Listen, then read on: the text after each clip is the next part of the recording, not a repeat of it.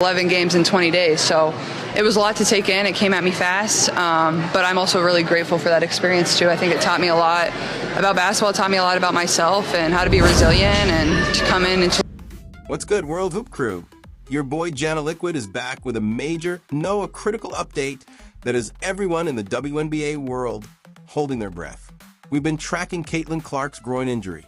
Or beyond today? Yeah, late last night. I think it's very much a day-to-day thing, how she responds to treatment. I stay in my lane and let our. The one that sidelined her for the All-Star game and sent ticket prices plummeting, and frankly, the updates have been scarce. Everything got swept under the rug amidst the All-Star festivities. But now Indiana Fever head coach Stephanie White has finally spoken, and her words are not just an update. They're a chilling confirmation that this isn't just a minor setback. This could be a much bigger problem for Clark and, by extension, for the entire league. We're going straight to Indy to break down what Coach White actually said, what it means for Clark's return. I think it's just life. Everybody goes through some of the same stuff that I've gone through, and a lot of people go through a lot worse. And why this soft tissue nightmare could haunt the WNBA for much longer than anyone wants to admit. Let's be real. Caitlin Clark sustaining a gruesome injury, as it's been described, isn't a surprise to anyone who's been watching this season. She was seen holding her groin, clearly in pain, even crying. The fact that she missed the All-Star game was a massive blow, a truly unfortunate turn of events for what was supposed to be her coronation week. But while the All-Star spectacle distracted many, the real story brewing in the background was Clark's health. For weeks, details have been hazy, vague day-to-day updates that, as we now know, were a dramatic understatement. Coach Stephanie White finally offered some much-needed, albeit worrying, clarity. While she spoke with immense pride about Indianapolis and the Fever organization's first-class job hosting the All-Star Weekend, everything from activations to signage, showing off the city and the organization.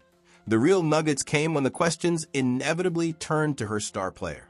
White confirmed that Clark is progressing and that they are continuing to address everything that needs to be addressed. But then came a kicker. She's going to see some doctors and get some more tests run early in the week. I don't expect her to be available on Tuesday. And here's the line that should send shivers down every WNBA fan spine. We're just going to continue to take it one day at a time and let her get her evaluations. One day at a time. Day to day. Folks, we've heard this song before, and it almost always means the exact opposite of what you hope. As one frustrated observer put it, this is the same song y'all been saying all this one day at a time as day to day. This is a groin injury, bro. It's going to be 2 to 3 weeks, man. And expert opinions back that up. Dr. David Chow, known as Pro Football Doc, previously cast doubt on Clark's initial day-to-day diagnosis, stating unequivocally, "All I'm saying is groin injuries are not day-to-day. It's at least in the week-to-week category." Given that Clark was out for 2 weeks with her previous groin strain, a 2 to 3 week or even longer recovery time this go-around seems entirely plausible, if not probable. Looking at the Fever's upcoming schedule, they're set to face the New York Liberty, again in Indianapolis. Then, a grueling matchup against the Las Vegas Aces. It's highly unlikely Clark will be back for either of those. If her previous recovery is any indicator, And that's Lexi. I mean, she's always working her tail off on the defensive end, doing all the little things that it takes to position us for success. And given the nature of lingering soft tissue injuries, we might not see her back on the court until mid to late August, possibly for the Sun or Storm games.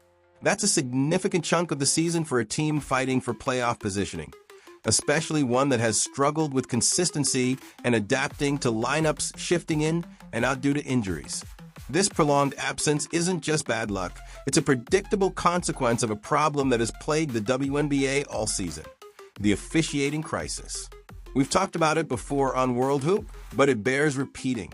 Caitlin Clark has been subjected to an unprecedented level of physicality, often without the protection that superstar players in other leagues routinely receive. Last season, she received 20% of all flagrant fouls in the league. This isn't normal basketball. These weren't just aggressive plays. As many have pointed out, opposing players were not only fouling her, but often laughing about it. In any other work environment, this kind of treatment would lead to serious repercussions. Coach Stephanie White has been vocal about this double standard, noting that there's a level of physicality that they're able to play with against her that other players don't face. She's watched her star player get battered game after game, while referees inexplicably swallowed their whistles. The Washington Post has been scathing in its criticism, calling out the chronically lousy second-rate officiating that has turned WNBA games into ugly physical contests, suggesting the league's logo should be a bruise and its motto no call. This isn't hyperbole. It's the stark reality fans have been witnessing. Video evidence abounds. Defenders grabbing Clark's arms, shoving her off screens, hammering her on drives, all with 0 fouls called. This permissive environment has fostered a culture where targeting Clark has become a legitimate, unpunished strategy for opposing teams. It's not just Clark, either. While she bears the brunt of it, other Fever players like Aaliyah Boston frequently find themselves in foul trouble early, while opposing stars like Breanna Stewart and Aya Wilson get to the free throw line a dozen or more times a game.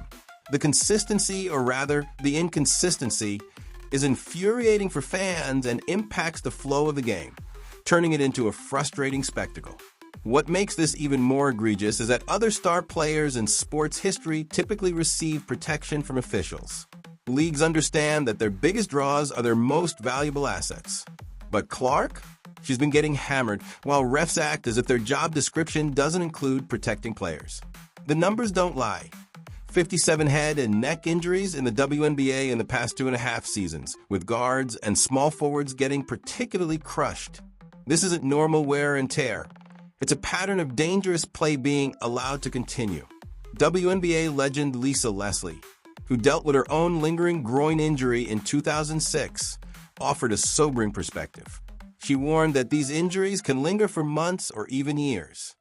Clark can't find a lot of rest right now because she's mid-season, and Leslie emphasizes that it's a tough injury that she's going to have to manage because it never really goes away. You just learn to manage and play with it. That's the daunting reality Clark now faces, a direct consequence of referees failing to do their jobs. This wasn't bad luck. It was the predictable outcome of a league that refuses to protect its most valuable asset. Every uncalled grab, every ignored shove, every foul that went without a whistle built up to this moment. The officiating crisis has now cost the WNBA millions in revenue and exposed their complete failure to manage the game and safeguard their star. When your biggest draw gets injured because you won't protect her, don't be surprised when fans stop showing up. As fans organized boycotts and ticket sales crashed in real time during the All-Star weekend, everyone waited to see how Commissioner Kathy Engelbert would handle the biggest crisis of her tenure. This was her moment to show real leadership and address the officiating problems that directly led to Clark's injury and the subsequent financial fallout. Instead, she delivered a masterclass in sanitized corporate responses, the kind that only infuriates fans more. When pressed about the refereeing issues, Engelbert offered the typical executive non-answer. She called a meeting with over 40 players and league stakeholders productive and constructive, emphasizing shared goals while completely sidestepping the core problem.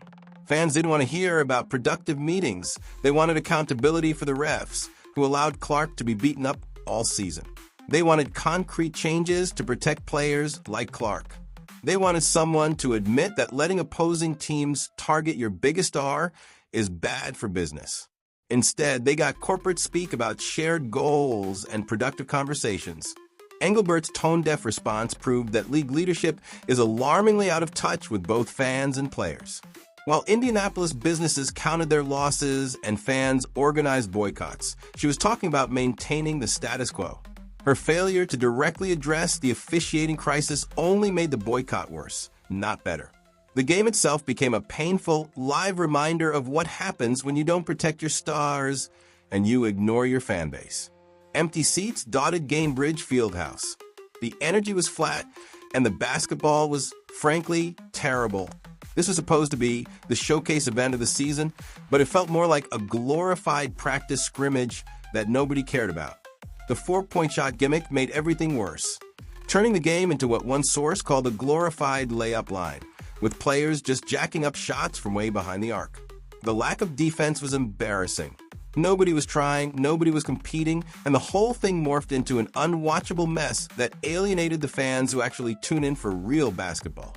Perhaps the most telling moment of the weekend wasn't on the court, but off it. The New York Liberty, in a brazen and almost comical display, sent their mascot to overtly recruit Clark during All-Star Weekend. Think about that for a second. A team mascot making recruitment pitches generated more buzz than the actual All-Star game itself. The Liberty's aggressive pursuit of Clark showed they understood something the league seemed to have forgotten: how to treat a prized possession, and how to create buzz that actually resonates. Their actions, whether intentional or not, completely overshadowed everything happening on the court.